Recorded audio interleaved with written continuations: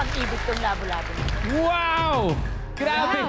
Grabe, solid performance. Thank you, Cyrene. Nice one, Zay. Alright, so tanungin natin ang ating Clash panel. Namimiss ko yung pasahan namin dito eh. Parang, sino ba? Sino ba? Sige, ako muna. Okay, sige. Grabe, Zay. Laging mahirap ang rap at parang napakadali lang sa'yo.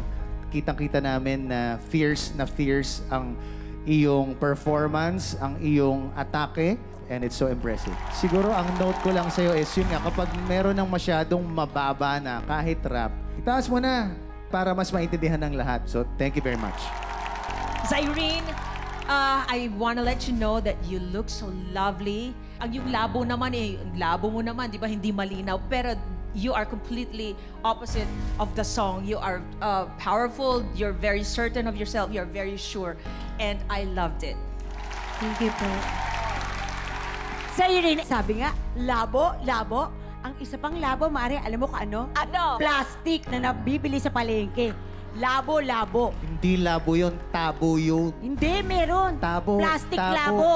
Okay. Meron, di ba? Plastic Meron. labo. O, tinan mo, alam nila. O, di mali na ako. Okay, Opa. Pero maganda at hindi plastic ang iyong pagkakakanta. Isa kang maong, Char. Maraming salamat, Clash panel. And thank you, Zayreen. Sino kina Arabel at Cyrene ang makakatawid sa next round? Clash panel! Sino kina Arabel at Zayreen ang makakapasok sa next round? Alright, ako na lang magsasabi, ang makakapasok sa next round ay si...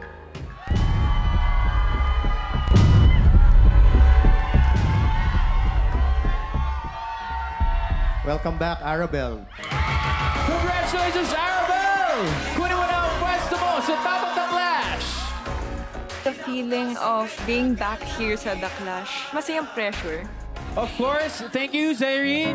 Happy ako sa naging journey ko sa The Clash kasi nag-start ako na takot, puro doubt sa sarili ko. Pero ngayon, I'm a lot better na compared to before.